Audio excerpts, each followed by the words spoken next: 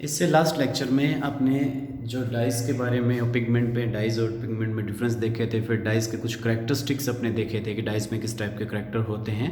तो ये सारे टॉपिक अपने क्लियर कर लिए, ठीक है। अभी मेरे को ये जो देखने को मिल रहा है कि लगभग 50% बच्चे ही स्टडी नहीं कर रहे हैं, तो वो अपना नुकसान कर रहे हैं। जब अपने स्कूल स्टार्ट होंगे तो जो जो चैप्टर अपने यहाँ पर हो चुके हैं उन चैप्टर का अपना टेस्ट होगा, ठीक है। तो बाद में कोई आप ये एक्सक्यूज़ नहीं देंगे भी हमने इसको तैयार नहीं किया या ये कुछ हमारे से हुआ नहीं, तो वो चीज़ें आपको नहीं कहनी है, क्योंकि मेरे को पता चल रहा है कि कौन कौन सा बच्चा जो स्टडी कर रहा है इन दिनों में, ठीक है। तो प्लीज़ अपने स्टडी को कंटिन्यू कीजिए और जितना हमसे कोशिश हो रही है उतनी आपकी स्टडी में हम हेल्प कर रहे हैं, क्योंकि जो टाइम है लगभग अपना जो अप्रैल जो मंथ है वो चला गया और अब मई जो स्टार्ट हो रहा है, तो मई को अपने कब स्कूल ओपन होगा, तो आपका जो टाइम है वो पूरा अप्रैल का जो टाइम, एक महीना जो चला गया, एक महीने का आपको जो नुकसान हो गया, अब हो सकता है मई का भी आपको लॉस देखने को मिले।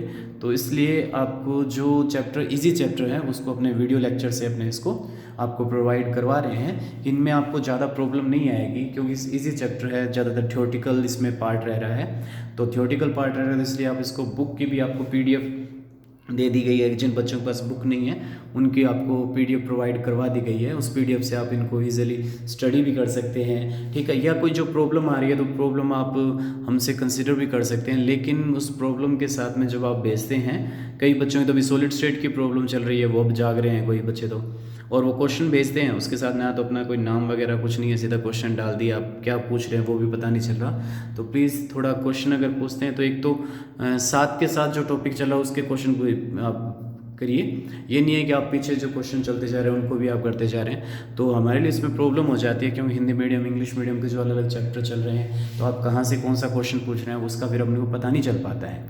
तो इसके लिए आप साथ के साथ क्वेश्चन भेजने की कोशिश कीजिए और उस टॉपिक को साथ के साथ ही कीजिए, ठीक है। तो अपने स्ट्रक्चरल करैक्टर की अगर अपने बात करते हैं तो इसमें क्या होता है कि जो ऑर्गेनिक कंपाउंड्स को अगर अपने देखा जाए, जिनके बेसिकली जो सिमिलर फिजिकल और केमिकल प्रॉपर्टी अगर शो करते हैं, कोई भी ऑर्गेनिक कंपाउंड है उनकी जो फिजिकल और केमिकल प्रॉपर्टीज सेम अगर है, तो उनका जो कलर और जो केमिकल कंपोजिशन होगा उनके अंदर भी कुछ न कुछ अपने को रिलेशन देखने को मिलता है, ठीक है। कि अगर उनका केमिकल और फिजिकल प्रॉपर्टी अगर उनकी सेम है, इट मीन्स उनके कलर और केमिकल कंपोजिशन में भी हमको कुछ न कुछ रिलेशन देखने को मिलते हैं। जैसे अपने यहाँ पर एग्जाम्पल लिख सकते हैं, वो क्या है हमारे पास एग्जाम्पल हो सकता है बेंजीन का एग्जाम्पल अगर लें, ये हमारे पास एग्जाम्पल है बेंजीन का, और इसका एक जो आइसोमर हमारे पास होता है फल्विन, ठीक है। बेंजीन का आइसोमर कौन सा है? फल्विन हमारे पास इस बेंजीन का एक आइसोमर है। इन दोनों का अपने पास जो अपने कह सकते हैं कि दोनों का जो फॉर्मूला सेम है, तो उनमें कुछ एक अपने को रिलेशन देखने को मिलता है। क्या रिलेशन? की जो बेंजीन है वो बेंजीन क्या है? कलरलेस है, बट इसका जो आइसोमर कौन सा बताया आपने? जो फल्विन इसका जो आइसोमर आपने बताया है, वो फल्विन इसका आइसोमर, ठीक है। तो बेंजीन तो कैसा है? कलरलेस है, लेकिन इसका जो फल्विन जो आइसोमर है उसमें कलर होता है, ठीक है। तो इनके केमिकल कंपोजिशन या जो स्ट्रक्चर है, इन स्ट्रक्चर में जो हमारे पास रिलेशन क्या बनता है, इस रिलेशन को एक्सप्लेन सबसे पहले गैब्री और लिबरमान ने इनके अंदर कुछ रिलेशन बनाने की कोशिश की गई। तो वो जो हमारा जो फर्स्ट रिलेशन था, वो फर्स्ट रिलेशन इनके केमिकल स्ट्रक्चर में और इनके केमिकल कंपोजिशन में जो फर्स्ट हमारे पास जो रिलेशन बनाया, वो किसने बनाया? गैब्री, जो हमारे पास जो साइंटिस्ट था, उस गैब्री साइंटिस्ट, और सेकंड जो इसका जो पार्टनर था, वो पार्टनर था हमारे पास लिबरमान। तो गैब्री और लिबरमान जो साइंटिस्ट हैं, इन्होंने सबसे पहले कलर और उसके केमिकल स्ट्रक्चर को एक्सप्लेन करने की कोशिश की, लेकिन बाद में हमारे पास एक जर्मन केमिस्ट हुए ओटो विट, उसने ऑर्गेनिक डाई के कलर और उसके स्ट्रक्चर में रिलेशन बनाने के लिए एक रिलेशन दिया। उस रिलेशन को अपने यहाँ पर, तो अपने यहाँ पर जो बात कर रहे थे वो ये थी कि जो हमारे पास एक ओटोविट जो साइंटिस्ट था, जो एक जर्मन केमिस्ट था, इसने जो ऑर्गेनिक जो डाई है उसके कलर और उसके स्ट्रक्चर में एक रिलेशन बनाया। ठीक है, ऑर्गेनिक डाई के जो कलर और कलर के साथ उसकी स्ट्रक्चर किस टाइप के, उसमें एक रिलेशन उन्होंने बनाया। उस रिलेशन को ओटोविट के नाम से ही अपने उसको विट थ्योरी या उसको अपने जो नाम दिया गया है क्रोमोफोर ऑक्सोक्रोम थ्योरी के नाम से अपने यहाँ पर जानते हैं। तो ये क्रोमोफोर ऑक्सोफोर थ्योरी क्या है जो विट ने दी थी, जिसको विट थ्योरी के नाम से भी अपने जान सकते हैं, उनको अपने देखते हैं कि क्रोमोफोर ऑक्सो जो क्रोम थ्योरी है वो क्या है। क्लियर है?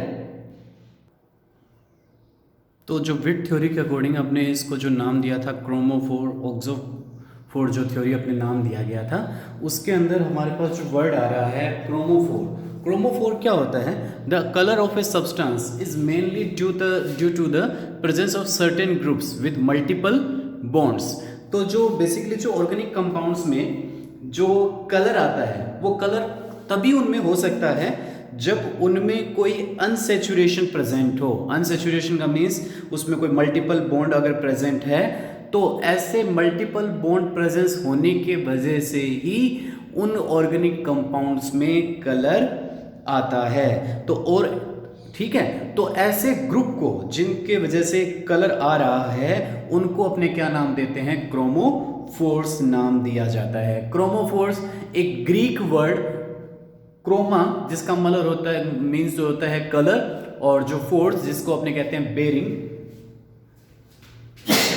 से मिलकर बना हुआ है, मीन्स जो कलर को अपने अंदर ठीक है रख रहा है। ठीक है, उसको अपने जो नाम दिया गया है क्रोमोफोर दिया गया है। जो रंग को अपने अंदर बियर कर रहा है, अपने अंदर धारण कर रहा है, उस चीज को अपने क्या बोल रहे हैं? क्रोमोफोर बोलते हैं। ठीक है, तो इसका मतलब क्या हो गया कि जो क्रोमोफोर जो ग्रुप है वो कलर को बेयरिंग करने में, कलर को रखने के लिए मेन अपने कह सकते हैं मेन होते हैं। जैसे हमने कहा कि जो अनसेचुरेशन वाले जो ग्रुप हैं उनको अपने जैसे यहाँ पर शो किया गया है, जैसे अपने पास नाइट्रो ग्रुप है, नाइट्रोसो ग्रुप है, इसके अलावा एजो ग्रुप है, या अपने पिछले साल जो किया था एसिड बेस थ्योरी के अंदर अपने जो दो थ्योरी की थी, जिसके अंदर अपने इंडिकेटर की बात की थी, उस इंडिकेटर में अपने पास जो क्विनोइड थ्योरी की थी, तो उसके अंदर जो एग्जाम्पल आ रहा है पैराक्विनोइड, इसका एग्जाम्पल आ रहा है, या कार्बोनाइल ग्रुप है, ठीक है, एल्कीन ग्रुप है, एल्काइन ग्रुप है, या एजोमेथेन ग्रुप है, जिनमें सभी में अनसेचुरेशन प्रेजेंट है। ठीक है, तो ऐसे अनसेचुरेटेड ग्रुप जिनमें प्रेजेंट होते हैं उनको नाम क्या दिया जाता है? क्रोमोफोर्स नाम दिया जाता है। ठीक है, तो ये हमारे पास हो गया जो वर्ड अपने पास क्रोमोफोर जो वर्ड है उसकी डिटेल। नेक्स्ट जो हमारा इसमें है वो है ऑक्सोक्रोम। ऑक्सोक्रोम क्या चीज़ है? तो इसमें अपने यहाँ पर डेफिनेशन कर दिया सर्टेन ग्रुप्स, ठीक है, विच आर नॉट क्रोमोफोर्स। कुछ ऐसे ग्रुप जो क्रोमोफोर्स नहीं है। क्रोमोफोर्स कैसे होते हैं? आपने कहा था क्रोमोफोर अनसेचुरेटेड ग्रुप्स होते हैं। तो ये कौन से? Certain groups which are not chromophores when present in chromogen tend to intensity its colour. कि कुछ ऐसे हमारे पास सेचुरेटेड ग्रुप्स, ठीक है, सर्टेन ग्रुप्स कौन से ग्रुप हो सकते हैं? वो सेचुरेटेड ग्रुप्स होते हैं, जबकि क्रोमोफोर्स कैसे थे? अनसेचुरेटेड ग्रुप्स थे। तो certain groups, these are saturated groups present in the chromogens tend to intensity its light. कि जो क्या करते हैं? लाइट की जो इंटेंसिटी है उसको क्या कर देते हैं? इंक्रीज कर देते हैं। ऐसे ग्रुप कौन से होते हैं? ऑक्सो ग्रुप, ऑक्सोक्रोम्स ग्रुप होते हैं, और ये सेचुरेटेड ग्रुप्स है। जैसे एग्जांपल यहाँ पर लिया गया है, वो एग्जांपल हमारे पास इसमें आ रहा है। जैसे एग्जांपल अपने पास OH ग्रुप, हाइड्रोक्सी ग्रुप इसका एग्जांपल हो रहा है, या इसके अलावा हमारे पास हाइड्रोक्सी ग्रुप के अलावा एमिनो ग्रुप इसमें एग्जांपल लिया है अपने, एल्कोक्सी ग्रुप एग्जांपल लिया है, एल्काइलेटेड अमीनो ग्रुप इसका एग्जांपल लिया है, सल्फोनिक एसिड एग्जांपल है, कार्बोक्सिलिक ग्रुप एग्जांपल है, फिनोलिक ग्रुप भी इसका एग्जांपल हो सकता है। तो ये जो सारे ग्रुप होते हैं वो सारे ग्रुप कैसे हैं? हमारे पास सैचुरेटेड ग्रुप्स हैं। और इन सैचुरेटेड ग्रुप में जब इन सैचुरेटेड ग्रुप को अपने क्रोमोजन के साथ ऐड कर देते हैं, ठीक है, जब ये किसमें प्रेजेंट होते हैं? क्रोमोजन में जब प्रेजेंट होते हैं तो उस कलर की इंटेंसिटी को क्या कर देते हैं? इंक्रीज कर देते हैं। क्लियर है चीज? तो अपने यहाँ पर कह सकते हैं कि जो ऑक्सोक्रोम है एक्चुअल में वो उसको अपने बोल सकते हैं साल्ट फॉर्मिंग ग्रुप भी अपने बोल सकते हैं। और बेसिकली जो ये हमारे पास जो होते हैं वो जो ऑक्सोक्रोम होते हैं उनकी जो नेचर है वो एसिडिक और बेसिक कैरेक्टर्स के होते हैं। जैसे OH ग्रुप है, हाइड्रोक्सी ग्रुप है, उसकी नेचर एसिडिक ग्रुप नेचर हो गई, कार्बोक्सिलिक ग्रुप है उसकी नेचर भी एसिडिक हो गई, हमारे पास NH2 ग्रुप है या NHR ग्रुप है, इनकी जो नेचर होगी वो कैसी होगी, बेसिक नेचर की होगी। तो ये जो ऑक्सोक्रोम्स होते हैं वो सॉल्ट फॉर्मिंग ग्रुप के कैटेगरी में आते हैं। और जो auxochromes depend the colour on a chromogen, तो जो ऑक्सोक्रोम का जो कलर है वो किस पर डिपेंड करेगा, क्रोमोजन पर इसका जो कलर है वो डिपेंड करेगा। क्लियर होगी चीज अपने पास यहाँ पर। Second, the presence of a auxochrome is essential to make chromogen a dye. तो हमारे पास यहाँ पर जो क्रोमोजन के लिए अपने पास यहाँ पर जो अपने पास डिफाइन कर रहा है, तो अब अपने पास इसमें एक वर्ड रह गया कि ये क्रोमोजन क्या चीज है। तो अपने इस क्रोमोजन को और एक्सप्लेन कर देते हैं। तो अपने यहाँ पर जो नेक्स्ट जो इसमें वर्ड आ रहा था क्रोमोजन, क्रोमोजन क्या चीज है, the compounds containing A chromophoric group. ऐसे कंपाउंड्स जो क्रोमोफोरिक ग्रुप को कंटेन्स करके रखते हैं उनको अपने क्या बोलते हैं, क्रोमोजन बोलते हैं। यहाँ पर मैं एक एग्जांपल लेना चाहता हूँ उसको एक्सप्लेन करने के लिए। हमने यहाँ पर एग्जांपल लिया नाइट्रोबेंजीन का, ठीक है। तो नाइट्रोबेंजीन में दो चीजें हैं हमारे पास, एक चीज तो कौन सी है, बेंजीन, और एक कौन सा है हमारे पास, नाइट्रो ग्रुप। अपने पहले ही स्टार्टिंग में अपने बता चुके हैं कि जो बेंजीन होती है वो बेंजीन कैसी होती है, कलर लेस होती है, ठीक है। और इसमें से जो हमारे पास NO2 ग्रुप है, इस NO2 ग्रुप को अपने कहा अनसैचुरेटेड ग्रुप है, और अनसैचुरेटेड ग्रुप से इसको अपने क्या नाम दिया गया है, क्रोमोफोर। NO2 ग्रुप हमारे पास कौन सा ग्रुप हो गया, क्रोमोफोर है, ठीक है। किसका काम कर रहा है, क्रोमोफोर का काम कर रहा है। तो अपने यहाँ पर देखो डिफाइन किया गया क्रोमोजन क्या चीज है, कंपाउंड कंटेनिंग क्रोमोफोरिक ग्रुप। ऐसे कंपाउंड जो क्रोमोफोरिक ग्रुप को कंटेन कर रहे हैं, तो कौन कर रहा है, ये जो हमारे पास नाइट्रोबेंजीन। तो नाइट्रोबेंजीन जो हमारे पास बन रही है वो नाइट्रोबेंजीन किसका काम कर रही है, नाइट्रोबेंजीन हमारे पास क्रोमोजन है, ठीक है। तो समझ में आ गया हमारे पास कि नाइट्रोबेंजीन क्या है, क्रोमोजन है। और इसमें कौन सा क्रोमोफोरिक ग्रुप है, इसमें क्रोमोफोरिक ग्रुप कौन सा है, NO2 ग्रुप हमारे पास क्रोमोफोरिक ग्रुप है। तो अपने को दोनों में डिफरेंस समझ में आ गया, क्रोमोफोर और क्रोमोजन, कि जो कंपाउंड्स क्रोमोफोरिक ग्रुप को कंटेन्स करके रखते हैं उन कंपाउंड्स को अपने क्या नाम देते हैं, क्रोमोजन। यहाँ पर अपने को नाम दिया जाता है। क्लियर है चीज हमारे पास कि क्रोमोजन क्या चीज है और क्रोमोफोर क्या चीज है।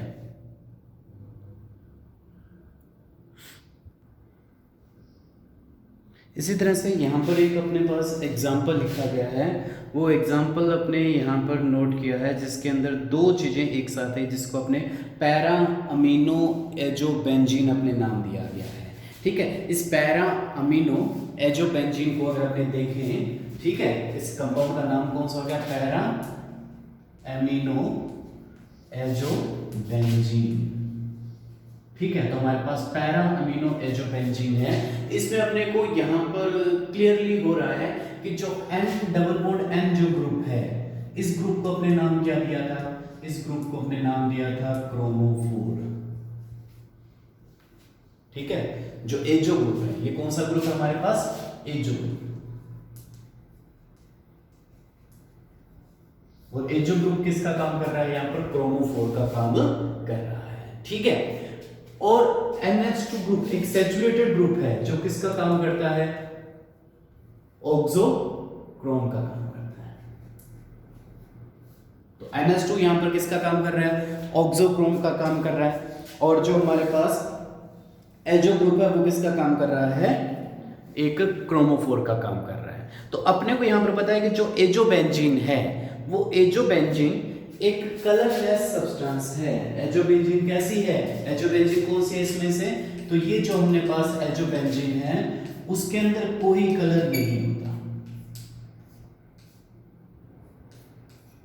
ठीक है। तो इसमें जो एजोबेंजीन पार्ट है वो एजोबेंजीन पार्ट कैसा है, कलरलेस है,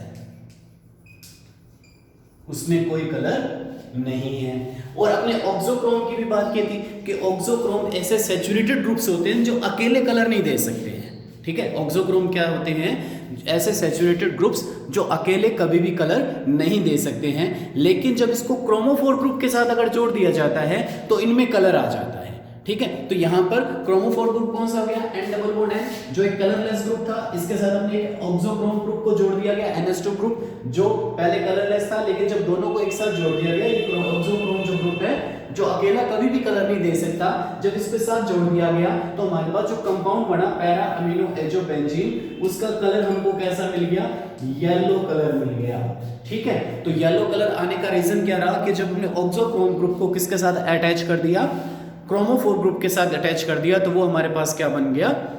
एक कलरफुल सब्सटेंस हमारे पास बन गया। तो एक 3 वर्ड हमारे पास आ गए, क्रोमोफोर, ऑक्सोक्रोम और क्रोमोजन। जो क्रोमोफोर को अपने अंदर रखेगा उसको अपने क्या बोलेंगे?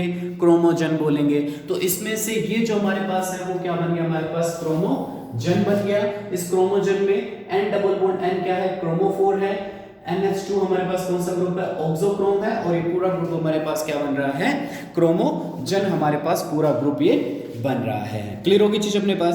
इसी तरह से कुछ एक पॉलीइंस भी होती है, ठीक है, उनमें जो कलर है वो रिंग का नंबर बढ़ने पर उनका कलर भी बढ़ता जाता है। ठीक है, कुछ ऐसे पॉलीइंस जिनमें अकेले में कलर नहीं होता, लेकिन जैसे जैसे उसका नंबर अगर इंक्रीज करते जाते हैं पॉलीइंस का, उनमें जो कलर है वो कलर क्या होता जाता है? इंक्रीज होता रहता है। जैसे एग्जांपल ले सकते हैं कि अगर पॉलीइंस में अगर रिंग का जो नंबर है वो रिंग का नंबर अपने 0, 1, 2 और 3 तक अगर नंबर है तो उन पॉलीइंस कैसी होगी? कलर लेस होगी। अगर उसमें पॉलीइंस में अगर जो रिंग का जो नंबर अगर अपने पास 3 आ जाता है तो उसका कलर कैसा मिल जाता है अपने को? येलो मिल जाता है। आपने कहा था पॉलीइंस में रिंग का नंबर बढ़ने से उसका कलर क्या होता रहता है? इंक्रीज होता रहता है। 0, 1, 2 तक वो कलरलेस है। ठीक है, जैसे ही उसका रिंग का नंबर 3 हुआ तो उसका अंदर कलर कैसा आ गया? येलो आ गया। और रिंग का अगर नंबर 5 आ जाता है तो उसका कलर कैसा हो जाता है? ऑरेंज कलर का हो जाता है। तो पॉलीइंस में रिंग इंक्रीज होने पर कलर भी क्या होता रहता है? इंक्रीज होता रहता है। तो ये हमारे पास क्रोमोफोर्स, ऑक्सोक्रोम की बात आ गई। अब यहाँ पर अपने यहाँ ध्यान देने वाली बात है कि कुछ क्रोमोफोर्स अकेले कलर नहीं दे सकते। जैसे हमने कहा था कि जो NH2 एजो ग्रुप है वो एजो ग्रुप अकेला कलर नहीं दे सकता, उसको किसके साथ जोड़ा गया? ऑक्सोक्रोम के साथ जोड़ा गया। और ऑक्सोक्रोम तो कभी भी अकेले कलर नहीं दे सकते, लेकिन क्रोमोफोर भी कुछ ऐसे होते हैं जो अकेले कलर नहीं दे सकते हैं। ठीक है, तो ये हमारे पास आ गई कि अगर अपने पास एक्चुअल में जो डाई है वो डाई कैसे बनती है? तो डाई 2 चीजों के मिलने से बनती है। किस किस के मिलने से बनती है? अपने पास यहां पर आ गया कि क्रोमोफोर और प्लस ऑक्सोक्रोम, इन दोनों के मिलने से किसकी फॉर्मेशन होगी? डाई की फॉर्मेशन होती है या क्रोमोजन की फॉर्मेशन होती है। तो किसी भी डाई में बेसिकली ये देखना पड़ता है इसमें क्रोमोफोरिक ग्रुप कौन सा है और इसमें ऑक्सोक्रोम ग्रुप कौन सा है, उसके ऊपर उसका जो कलर है डिफरेंट डाई के अंदर जो अपने को कलर भी मिलता है वो डिफरेंट टाइप का अपने को कलर उसमें मिल जाता है। ठीक है, तो अपने पास यहाँ पर जो कलर जो आएगा उस कलर को अपने यहाँ पर डिफरेंट टाइप के जो कलर्स आएंगे, तो नेक्स्ट जो लेक्चर में अपने यहाँ पर इनको क्लासिफाई करेंगे। ठीक है, भी इसमें क्रोमोफोरिक ग्रुप कौन सा है, ऑक्सोक्रोमिक ग्रुप कौन सा है, तो उसके अंदर जो क्रोमोजन बनेगा उस क्रोमोजन का कलर कैसा अपने को देखने को मिलेगा, इसके बेस पर इनको डिफरेंट टाइप्स में अपने यहाँ पर क्लासिफाइड कर दिया जाएगा।